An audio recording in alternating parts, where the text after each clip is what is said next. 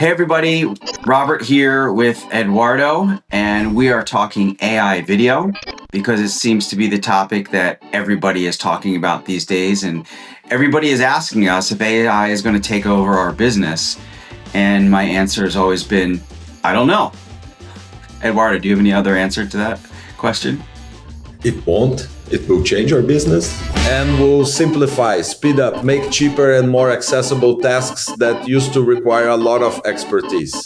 Definitely. Here's already an example of something we can now whip up in record time. But how it's going to change our business, we still don't know, right? So what we decided to do is create a short film all in AI to go through the entire process and really to use it as a learning experience for us. And the end result is a just over 5-minute short fantasy film about a videographer that goes to a shoot and ends up on the wrong floor at multiple times, but still is on time for his shoot. Eduardo, I'm going to ask you a couple questions. I'm going to start the first question, which is sometimes the last question that gets asked in conversations like this, is that now that you've done all of this, what would you do differently if you had to do it again? Like, how would you approach it from a process standpoint, maybe the tools, like, kind of take those learnings and you're going to have to do this project again. What would you do differently? Well, when we started doing the project, we were really learning all those tools. We had the script and storyboard, and we knew how the scenes should look. But we were still exploring different image generation and animation tools to see which ones work best for each type of scene. What I would do differently is I would go directly into those tools and don't waste time on some tools that are not there yet. Interesting. So most people know ChatGPT, they know Gemini or Perplexity or Claude, and they use those tools for sometimes image creation and also for like content creation, and they're different tools. So you're saying that from a video standpoint, all the different platforms out there, they're just different, and everybody needs to find the right tool for them, right? Yes, 100%. There are a lot of different tools for all the different tasks and all the different things that you might need.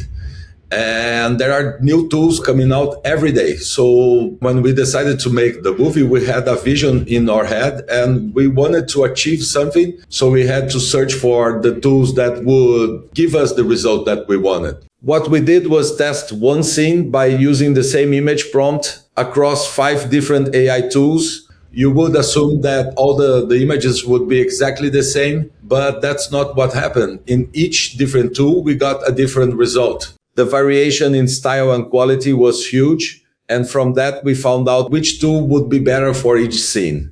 Along the same lines of taking that one prompt and putting into 5 different tools and having 5 different images, we had similar challenges with the character of our movie, the producer director, and maintaining the consistent look of that character. Can you talk about that? Sure, yeah. You know that character was based on you, right? I kind of saw that a little bit. I got a picture on our website, and on ChatGPT, I generated that main character. It is a lookalike, but it is different because the way AI works is every time you generate, it makes a new interpretation of the face. So you get slight variations every time you do that. Mm-hmm. To keep consistency in all the scenes was one of the biggest challenges because every time that I generated a new scene, a new face would appear. It's a slight variation on the face that I used as a model for all the scenes, but you can see a drift between all the scenes. Yeah, and that's something that, well, if you watch the movie or if you've watched it already, you'll see some inconsistencies there. But we feel that is just a byproduct of the early stages of AI in its infancy. They'll probably, in another 6 months or a year from now, there'll be some ways to save the likeness of that character so there is consistency throughout the movie. But at the moment, you can't do that.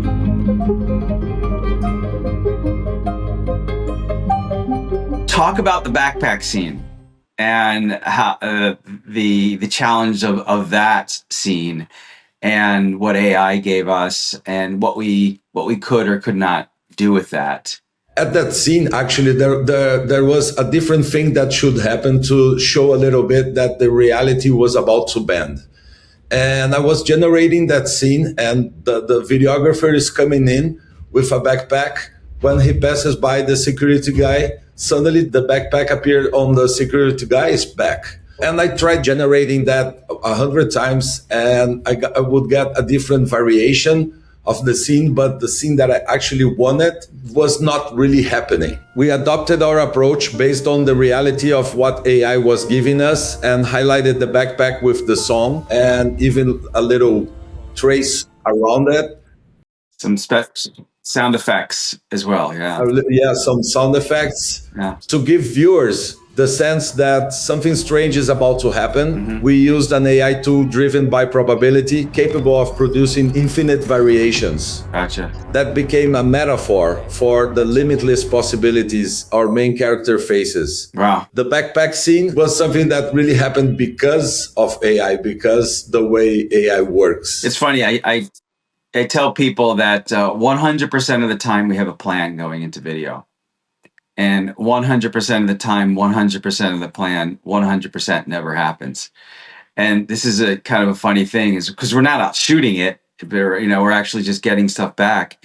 And we had to deal with what we had and figure it out, creatively to achieve an objective. And again, that's what we do when we're on location. Sometimes you just have to figure it out, to achieve the objective. So were there any other places that really stood out for you where you just couldn't get it right, but just dealt with it and kind of ran with the creative in a different direction? There were some parts that we had to get the timing correctly. So that scene, for example, where the elevator stops at Dali's museum, we had to get the timing correctly. When the elevator opened and closed it, there was some dialogue on it. We had a problem with that because it would be right now impossible to write a prompt that would give us exactly what we wanted in terms of matching the dialogue with the timing. So what we did to make this scene happen is we broke that scene up into different layers. In After Effects, we composed everything together so we could get all those different pieces, the dialogue, the elevator doors opening and closing, the zoom into the elevator, and we stitched that all together using After Effects and Premiere. How many tools did you actually end up using? And I know that we used our normal editing software tools as well. And talk about the entire process from beginning, middle, and end of kind of where things fit in and how we used AI. So actually, in the end of the movie, we inserted the logo of the AI tools that we did use on it. Over there, you can see 8 different logos, but we also use the AI tools inside the regular tools that we use on After Effects, on Premiere, on Photoshop. Wow. And the process really, it started with the idea, with writing the script, and that came out from our human side without AI. We wrote the first script, but using ChatGPT, we got some references on how to change some of the dialogues. We used ChatGPT to generate a storyboard, and then we kept on using a little bit of regular tools and a little bit of AI tools. On Premiere, we mounted a skeleton of the video using the images generated by AI, animating those images using AI, importing those animated images inside Premiere and editing those, putting on After Effects to make any changes or corrections. So we use AI throughout all the make of the video. So you're saying like that AI tools, you still need to do the work with AI tools. So yes, it's a tool, right? A tool by itself does not do anything. You use that to do something with it. It saves a lot of time when you think that some of the things that we've done there, not so long ago, we would need different professionals to get involved in creating the characters and build the animation. Don't get me wrong. We still need to do that for depending on the type of look that you want to achieve. But AI saves a lot of time. Now I can generate something and have that ready for me. So it saved it all this time. Awesome. Awesome. What would you say to somebody that is just starting this? What are the two key takeaways that they should look out for? I think now it's time really to test it out, to be on the lookout for all the different tools, to test them out, to learn what they are capable to do. And when you have an idea, you will know which of those tools will be the best one.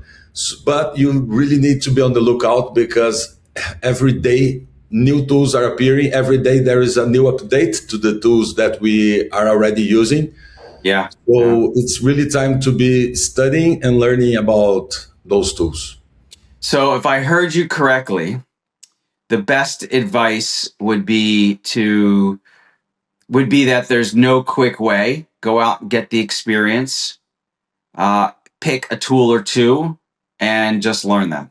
Yeah, exactly. Start with something, with an idea that you have, and get the first one and try to learn it. Eventually, you will look for other tools, because there is the next thing that you cannot achieve exactly what you wanted with this tool. So you will need to look for other tools. And when you have that knowledge of all those tools, you can find out which one will be the best one for what you are doing.